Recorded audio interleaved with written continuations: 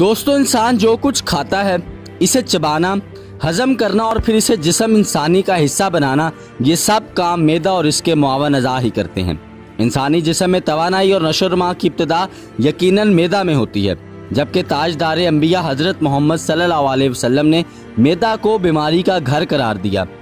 मैदा की बीमारियों की वजह से इंसान का पूरा जिस्म मुतासिर होता है और मजीद कई बीमारियों के असबाब पैदा होते हैं। अगर आप भी मैदा के अमराज का शिकार है या अपने मैदा की सेहत और मैदा के अफ़ाल को मजीद बेहतर बनाने के ख्वाहिशमंद है, तो दोस्तों आपने दुरुस्त वीडियो का इंतखाब किया, क्योंकि इस वीडियो में आपको तिब्बे नबवी सल्लल्लाहु अलैहि वसल्लम की रोशनी में ऐसी हदायत और दवा के बारे में बताएंगे जो ना सिर्फ मैदा बल्कि तमाम अज़ाए बदन को कुव्वत देती है, मर्दाना ताकत को तक़वियत बख्शती है, दीवानगी को ज़ायल करती है, बवासीर, गुर्दे और मसाने की पथरी के लिए भी मुफीद है।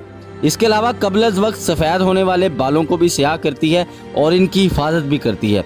अलगर्ज इसकी तारीफ से ज़बान कासर है। तो दोस्तों, इस दवा और इन हदायत को मुकम्मल तौर पर जानने के लिए वीडियो आखिर तक ज़रूर देखें। साथ ही साथ दोस्तों चैनल को सब्सक्राइब करें ताकि ज़िंदगी के सेहतमंद मेयार को बेहतर बनाने के लिए हमारी वीडियोज़ आप तक पहुँचती रहें।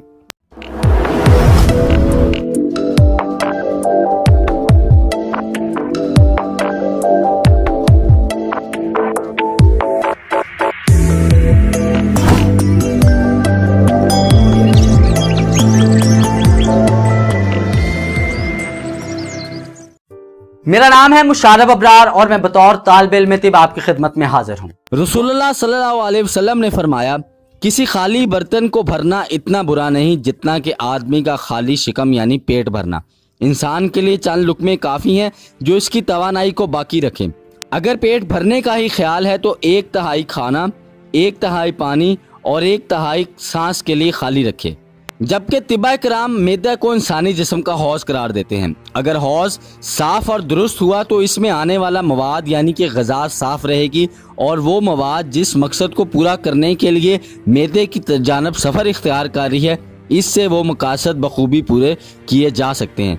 जबकि दोस्तों रोज़मर्रा में प्रोसेस्ड खानों, सॉफ्ट ड्रिंक्स, मसाला जात और तली अशिया का ज़्यादा इस्तेमाल, इसके अलावा फास्ट फूड, ज़्यादा तेल और गर्म खाना, बाजारी चटपटे खाने, इसके साथ साथ सिगरेट नोशी, अल्कोहल का इस्तेमाल और साथ ही साथ जिनसी अमल में ज़्यादती मैदा के अमराज में इजाफे की वजह बनती जा रही है। इसके अलावा दोस्तों माहिरीन सेहत खाने के दौरान ज़्यादा पानी पीने और पेट भरकर खाना खाने को भी बदहजमी और मैदा के अमराज की वजह करार देते हैं। जबकि सर दर्द, नज़र की कमज़ोरी, जिगर की बीमारियां, हड्डियों का दर्द, गुर्दों में खराबी, वजन में कमी, मर्दों के अंदर जरियान और एहतलाम, ख़वातीन के अंदर लिकोरिया और माहवारी की खराबियों समेत नींद में खराबी और ज़हनी इंतशार व तनाव, ये तमाम मसाइल, ये तमाम बीमारियां जिनका बिला वास्ता या बिल वास्ता मैदे से ताल्लुक़ लाजमी करार दिया जाता है।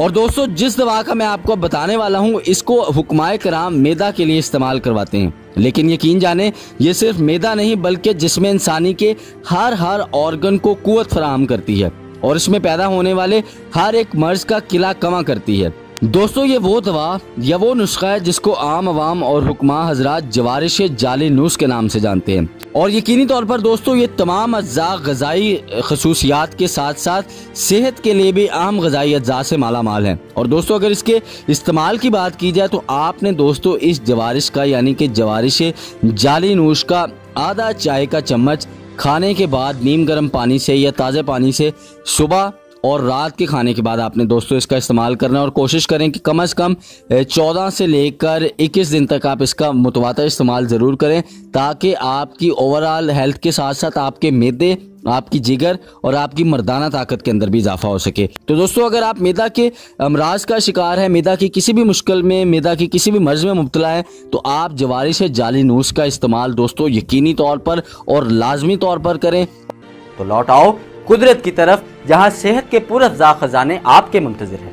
तंदुरुस्ती मुबारक, पाकिस्तान जिंदाबाद।